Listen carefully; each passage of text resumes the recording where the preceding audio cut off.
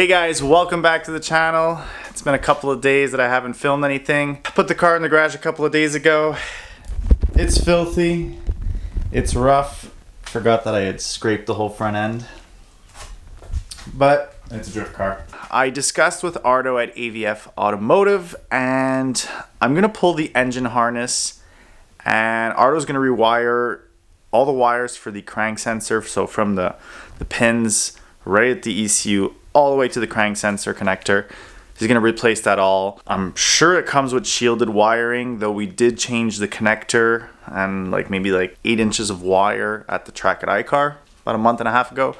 So that part is not shielded anymore. You know what, so I'd rather not chance it. You know, it's an intermittent issue and I can't just change one thing and then try and go replicate the issue and then lose out on driving and then change something. So we're gonna change that whole wiring, that whole harness for the crank sensor. We're going to change the crank sensor again. We're gonna put an OEM GM one.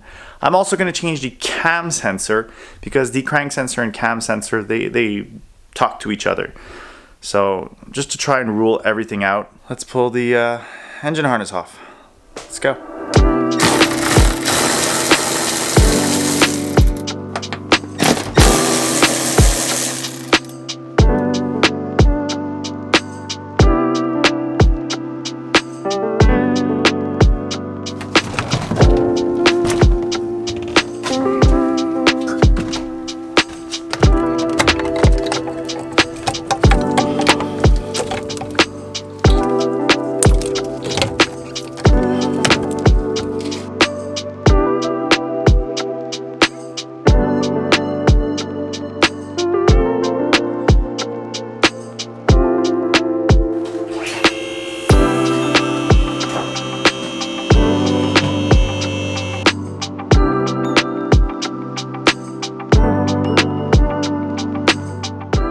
So it's always when you try and hurry up and do something that doesn't go well. So everything's unplugged. I had to move the intake back to access the oil pressure sensor and the cam sensor, which doesn't matter because I had to move the intake anyways to change the cam sensor. But I'm really lazy right now. I have one connector left for the crank sensor, but it is so tight. It's above the starter, underneath the header, and I cannot for the life of me get my hand under there. So of course I'm gonna have to unplug the battery, raise the car, pull the starter, and then I'll have access to that. Which I wasn't really in the mood tonight. I'm wearing regular workout clothes because I worked out before. And I just wanted to do a quick job to pull the harness so I could go bring it to Ardo tomorrow, but I guess we're gonna have to lift the car and go under. So let's just skip all that until I have the harness in my hands. Engine harness is out. Every time I work on this car, I end up rubbing my hands and my arms against the stupid headers. And that's like fiberglass. My arms and hands are so itchy. I'll be like that for 2 days. Well, it's removed, so I'm gonna try and save a bit of work for Ardo and isolate those wires, and we'll skip to going to Ardo's tomorrow.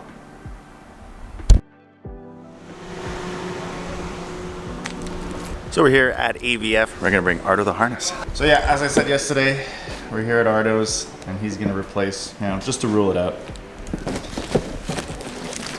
the whole wiring for the crank sensor. This is Ardo's wiring room. Probably does 3/4 of all the drifters.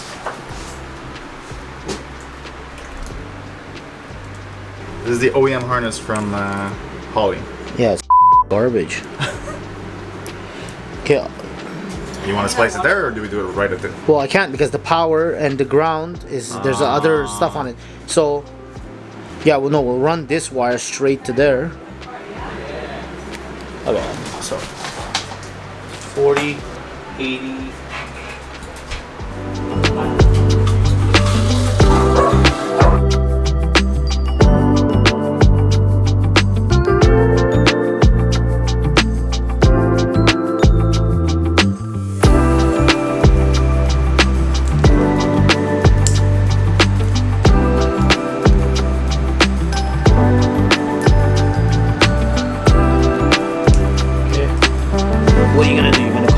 say. No, but people are watching are curious. No way. Well, I just broke in my hands. I didn't cut it. So Ardo decided to dissect, and it seemed like the wire was broken in there. Yeah, I didn't cut it. I didn't cut the wire, bro. It was just broken. Yeah, the weld let go. Huh. I don't see why they did that. I don't see why they extended it like that. That was at the sensor or at the at the connector to the there. ECU? Huh. Imagine if it was that. I'm pretty sure it's that.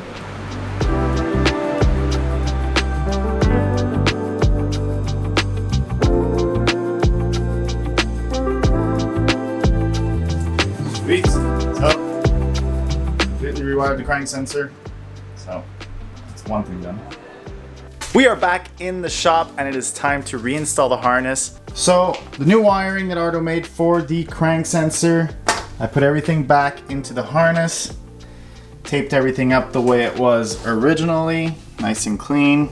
But before I reinstall the harness, plug everything up, I got, as I said, OEM cam sensor, OEM crank sensor, and I also got I think it's low dollar motorsports, yeah, low dollar fuel pressure sensor. I'm gonna switch that out. So yeah, so before I put the harness on, I am going to put the 2 new sensors, or 3 new sensors. Actually, I'll change the fuel pressure sensor at the end. But yeah, so let's change those 2 sensors. One's from the top, that's why I pulled the intake and moved it forward. So I'm gonna start with the cam sensor, and then the crank sensor, we gotta lift the car, and see, for now we took the starter off. So could reach in there, change the sensor, and then we'll be ready to put the harness. Ready?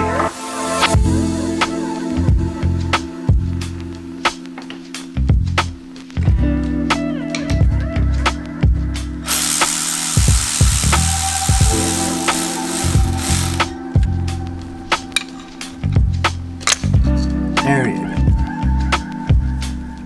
Let's try and put this in with one hand. Oh, that was satisfying.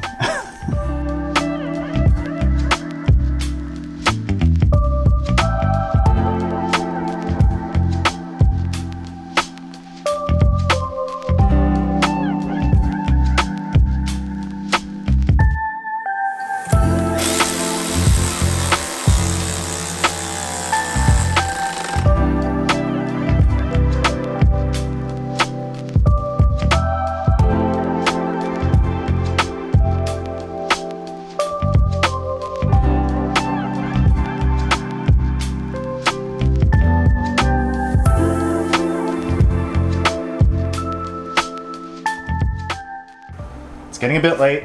I'm gonna start it quickly, make sure everything's good. I'm gonna shut it off fairly quickly because I don't want to piss off any neighbors. So let's start it, make sure it idles for like 20 seconds, 15-20 seconds, shut it, and hopefully everything goes well.